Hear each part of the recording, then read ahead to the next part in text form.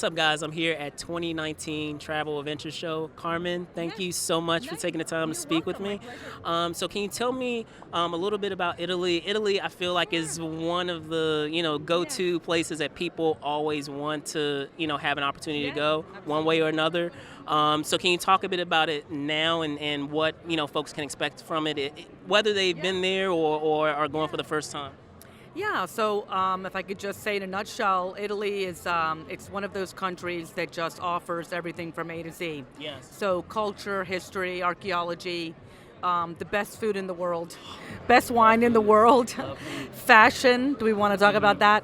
So it's a country that just sells itself. It's very easy for me to propose, different tours, different itineraries.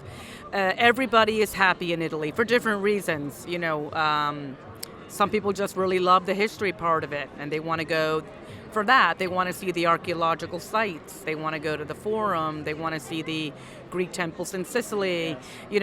Some other people want to go and they want to do cooking classes and wine tours and just enjoy that whole aspect of the bella vita, as we call it, right? Yeah. And the interesting thing is, since we do private tours, we can always combine that. So we have couples, families that go. We do a little bit of history, a little bit of culinary, a little bit of fashion, a little bit of, contemporary art. So cities, the way cities work is also very interesting. So city tours are very popular, just an overview of a city. We do that for all of our clients, especially when they're going to a new city. And Italy's just a friendly place. People love tourism. The Italians love having tourists. They're very friendly, very accommodating. They try to speak English, and it's very funny. But the important thing is the attitude and the heart is there. And they definitely go out of their way to make you feel special and happy that you're there.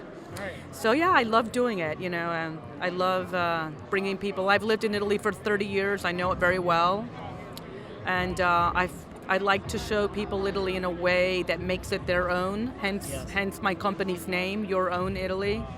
So not groups, not the big buses, but kind of discovering the little nooks and crannies, the little towns, the live like a local experience. Off the beaten path things as well. Of course, we include the main things, the Vatican, the Colosseum, St. Mark's Basilica, but we like to give you a taste of things that you wouldn't necessarily know how to see on your own.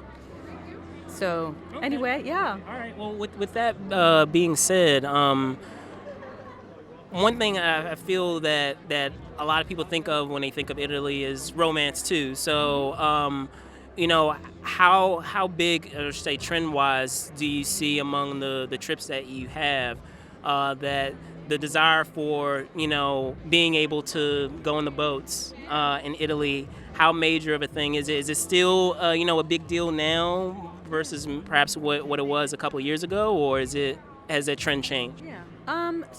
I do get a lot of requests for boat tours, and you're right, it's usually couples. Yeah. So that'll be a private boat on the Grand Canal in Venice, a la George Clooney, or a private boat on Lake Como. That's really beautiful too.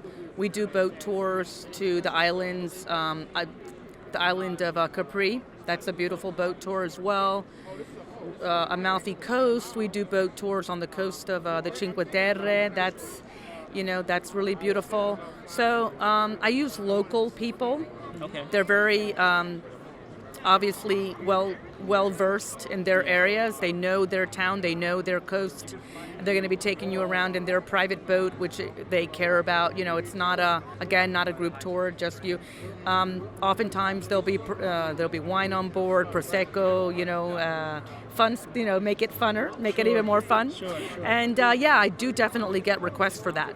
Okay. Yeah. All right. Now, lastly, I know you were talking about how the tours is all because of having smaller group of people. You have is very advantageous in that you're able to go off the beaten path, as you say.